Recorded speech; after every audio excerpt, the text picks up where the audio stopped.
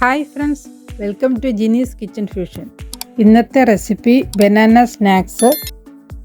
ഇതെങ്ങനെ തയ്യാറാക്കുന്നതെന്ന് നോക്കാം. ഒരു പാൻ വെച്ചിട്ട് 2 സ്പൂൺ നെയ്യ് ഒഴിക്കുക.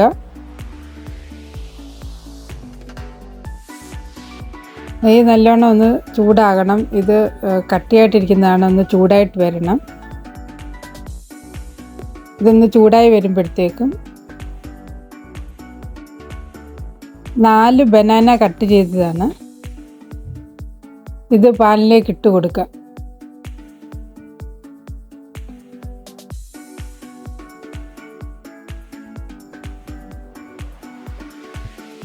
അതിനുശേഷം തേങ്ങ ചിരകിയത് ഈ ബൗളിന് 1/4 ഭാഗമാണ് എടുത്തിരിക്കുന്നത്. അതുകൂടി ചേർത്ത് ഒന്ന് നെയ്ക്കകത്ത് ഒന്ന് ചെറുതായിട്ട് വറുത്തെടുക്കുക. തവി കൊണ്ട് നന്നായിട്ടൊന്ന് ഇളക്കി കൊടുക്കാം.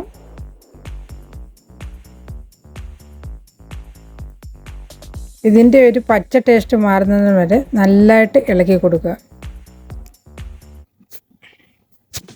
തേങ്ങയും ബനാനയും നല്ലപോലെ ചെറുതായിട്ട്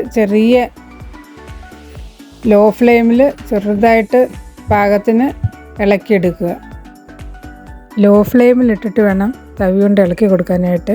ചെറിയ ചൂടോടെ ഇത് തേങ്ങ ഒത്തിരി ബ്രൗൺ കളർ ആകരുത്, ചെറിയൊരു രീതിയിൽ വറുത്തെടുക്കണം.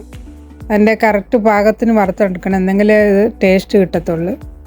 ബനാന എടുക്കുമ്പോൾ അതുപോലെ നല്ല പഴുത്തത് നോക്കി വേണം എടുക്കാനായിട്ട്. അപ്പോൾ നമ്മൾ സ്നാക്സ് ഉണ്ടാക്കുമ്പോൾ അതിന് മധുരം കിട്ടണമെങ്കിൽ നല്ല പഴുത്ത ബനാന ആകുമ്പോൾ നമ്മളത് ടേസ്റ്റ് ചെയ്യുമ്പോൾ നല്ല ടേസ്റ്റായിരിക്കും ഇത് കഴിക്കാനായിട്ട്. നന്നായിട്ട് ഇളക്കി കൊടുക്കുക. ഇനി ഇതിലേക്ക് റവ ചേർത്ത് കൊടുക്കുക. ഞാൻ എടുത്തിരിക്കുന്ന ബൗളിൻ്റെ 1/2 ഭാഗം ആണ് എടുത്തിരിക്കുന്നത്. 4 ബനാനയ്ക്ക് ആവശ്യമായിട്ടുള്ള ഒരു കവറിങ്ങിന് വേണ്ടിയാണ് ഈ റവ ചേർത്ത് കൊടുക്കുന്നത്. അപ്പം നമുക്ക് ഇഷ്ടമുള്ള രീതിയിൽ റവ ചേർത്ത് കൊടുക്കാം. അപ്പോൾ 4 ബനാനയ്ക്കുള്ള ആവശ്യമായിട്ടുള്ള റവയാണ് ഞാനിവിടെ ചേർത്ത് കൊടുക്കുന്നത്. അത് ചേർത്ത് ഒന്ന് ഇളക്കി കൊടുക്കുക. ഇനി ഇതിലേക്ക് മധുരത്തിന് വേണ്ടി 4 സ്പൂൺ പഞ്ചസാര ചേർത്ത് കൊടുക്കുക.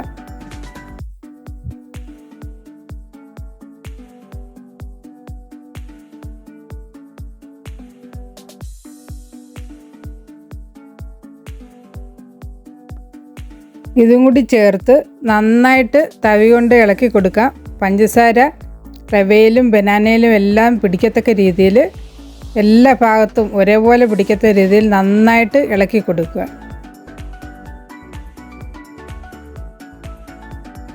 പഞ്ചസാര ഇതിൻ്റെ ആവശ്യത്തിനാണ് ചേർക്കേണ്ടുന്നത്. ടേസ്റ്റ് നോക്കിയിട്ട് മധുരം കറക്റ്റായിട്ട് രീതിയിൽ ചേർത്ത് കൊടുക്കുക. ഞാനിവിടെ 4 സ്പൂൺ പഞ്ചസാരയാണ് ചേർത്തിരിക്കുന്നത്. ആവശ്യമുള്ളവർക്ക് മധുരം കൂടുതൽ വേണ്ടിയവർക്ക് അതിൽ കൂടുതൽ ചേർക്കാവുന്നതാണ്.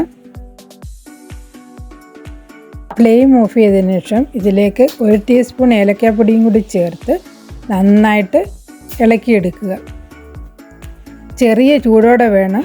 നന്നായി ഇളക്കി എല്ലാ ഭാഗത്തും യോജിപ്പിച്ചതിന് ശേഷം ചെറിയ ചൂടോടെ ഇത് ബോൾസാക്കി മാറ്റണം. ചൂടൊട്ടുമില്ലെങ്കിൽ ഇത് ബോൾസ് ആകാൻ പറ്റത്തില്ല, റൗണ്ട് ഷേപ്പ് കിട്ടത്തില്ല, അത് പൊടിഞ്ഞു പോകാനായിട്ടുള്ള ചാൻസ് ഉണ്ട്. അതുകൊണ്ടാണ് ചെറിയ ചൂടോട് തന്നെ ഇത് പിടിക്കണം, ബോൾസാക്കി എടുക്കണം. എന്നിട്ട് ഇതൊരു 10 മിനിറ്റ് റെസ്റ്റ് ചെയ്യാൻ വെക്കണം.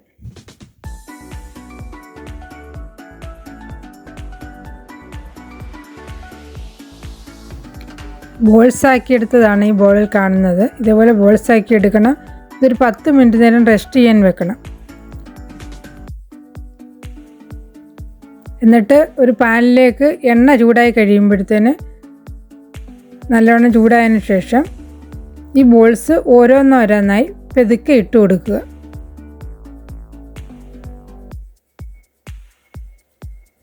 ഇതൊരു മീഡിയം ഫ്ലെയിമിൽ വെച്ചാൽ മതി. ചെറിയൊരു ബ്രൗൺ കളർ വന്നാൽ മതി. എന്നിട്ട് തിരിച്ചിട്ട് കൊടുക്കണം.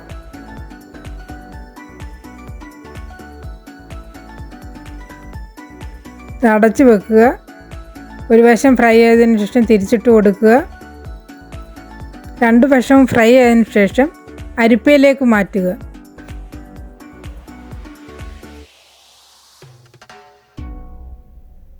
ഇതിൽ നിന്ന് എണ്ണ പൂർണ്ണമായും മാറിയതിന് ശേഷം സെർവിങ് ബൗളിലേക്ക് മാറ്റാം. അങ്ങനെ ബനാന ഫ്രൈ ഇവിടെ റെഡി ആയിരിക്കുകയാണ്. വളരെ ടേസ്റ്റി ആയിട്ടുള്ള ഒരു സ്നാക്സാണ്. എല്ലാവരും ട്രൈ ചെയ്ത് നോക്കുക. ഈ വീഡിയോ ഇഷ്ടമായെങ്കിൽ ചാനൽ ലൈക്ക് ചെയ്യുക, സബ്സ്ക്രൈബ് ചെയ്യുക, തൊട്ടടുത്തുള്ള ബെല്ലൈക്കൺ പ്രസ് ചെയ്യുക, ഓൾ ഓപ്ഷൻ ക്ലിക്ക് ചെയ്യുക. ഇനിയും പുതിയ വീഡിയോസുമായി വീണ്ടും വരുന്നതായിരിക്കും. Thank you for watching.